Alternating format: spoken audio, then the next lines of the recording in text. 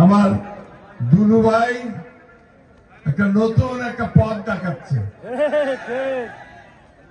আমাদের তিস্তা নদী বাঁচাবার জন্য তিনি আজকে 5টা জেলাকে একত্রিত করে এই তিস্তা নদীর অববাহিকায় আমরা যারা বাস করি তাদেরকে তিনি আজকে জাগিয়ে তুলেছেন।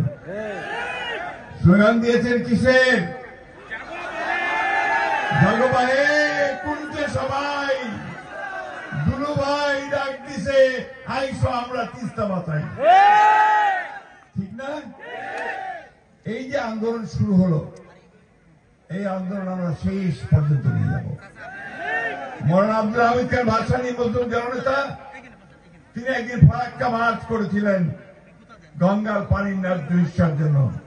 আজকে আমাদের দুলু ভাই সেই একইভাবে দাঁড়িয়ে গোটা তিস্তার 11টা পয়েন্টে হাজার হাজার মানুষকে জড়ো করে তিনি আজকে ডাক দিয়েছেন জাগো বাহে তিস্তা বাঁচাই। বন্ধুগণ, এটা শুধু স্লোগান নয়, এটা আপনাদের এই তিস্তার পারের মানুষের যে বাঁচার যে তাগিদ, বাঁচার জন্য যে আহাজারি, তারই আওয়াজ আজকে বেরিয়ে আসছে।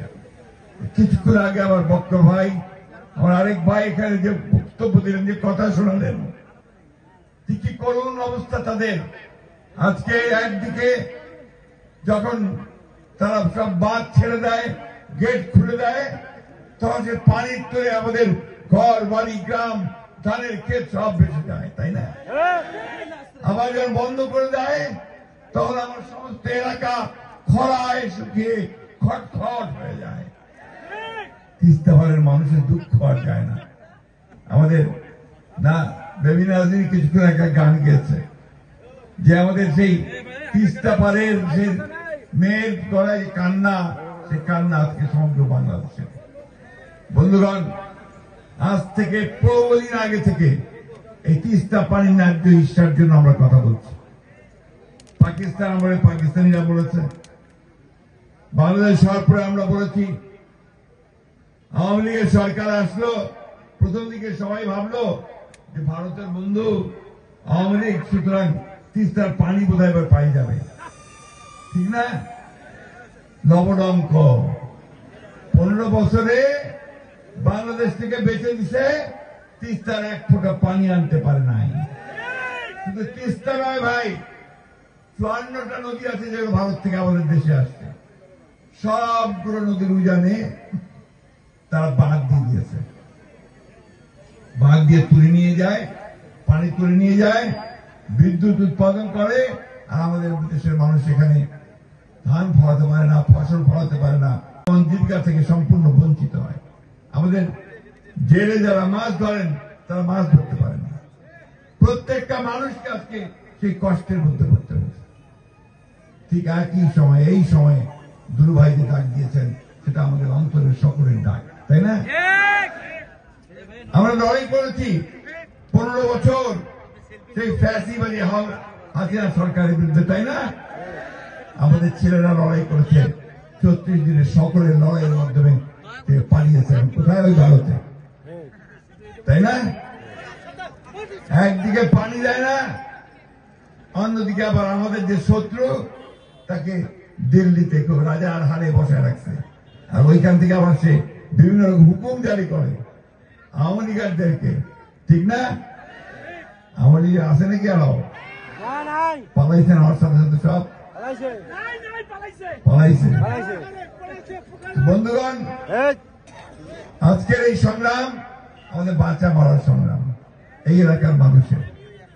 এই সংগ্রামকে আমরা কখনো বন্ধ হতে দেব না। আজকে আমরা সরকারকে পরিষ্কার করে বলতে চাই, অন্তর্বর্তীকালীন সরকার, কথাই তো বলেন যে আমরা নিরপেক্ষ, নিরপেক্ষ কিন্তু এই জায়গায় থাকলে চলবে না। এই জায়গায় আপনাকে মুখ খুলতে হবে, ভারতকে বলতে হবে যে আমার পানির ন্যায্য হিস্যা আমি চাই। আর আপনি যেহেতু অন্তর্বর্তীকালীন সরকার, খুব তাড়াতাড়ি নির্বাচনটা দিয়ে জনগণের সরকারের হাতে ক্ষমতা দেন।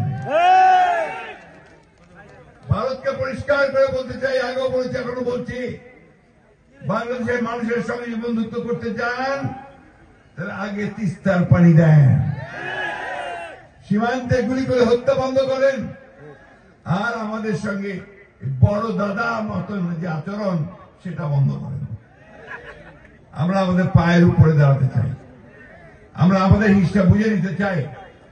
আমরা অবশ্যই ভারতকে একটা বন্ধু ভাবে দেখতে চাই, কিন্তু সেই বন্ধুত্ব হবে সম্মানের সঙ্গে আমার যে পাওনা সে পাওনা বুঝে দেওয়ার সঙ্গে। তাই বন্ধুগণ, বক্তব্য দীর্ঘ করব না। আমি আমাদের আসাদুল আব্দুল সাহেবকে আমার অন্তঃস্থল থেকে ধন্যবাদ এবং কৃতজ্ঞতা জানাচ্ছি। আজকে তিনি যে আন্দোলনের সূচনা করলেন, সেই আন্দোলন সারা বাংলাদেশকে শুধু নয় সারা বিশ্বকে নাড়িয়ে দিয়েছে। বন্ধুগণ, আজকে আপনাদের এখানে অনেক আন্তর্জাতিক নিউজ এজেন্সি থেকে খবর সংগ্রহ করার জন্য এসেছে। কেন? যে আজকে দুলু আন্দোলন শুরু করেছে, যে আন্দোলন হচ্ছে বাংলাদেশের মানুষের বেঁচে থাকার আন্দোলন। আমরা অবশ্যই দুলুকে আমাদের সকলের পক্ষ থেকে একটা অভিবাদন, একটা সেলুট জানাই। আমি বক্তব্য বাড়াবো না, শুধু একটা কথা বলে শেষ করতে চাই। লড়াই না করলে কিছু পাওয়া যায় না। সেই লড়াই করেই আমরা তিস্তার পানি আনবো, আমাদের অধিকারগুলো আদায় করে নেব। আজকে সেইভাবে আসুন আমরা সবাই এক হই।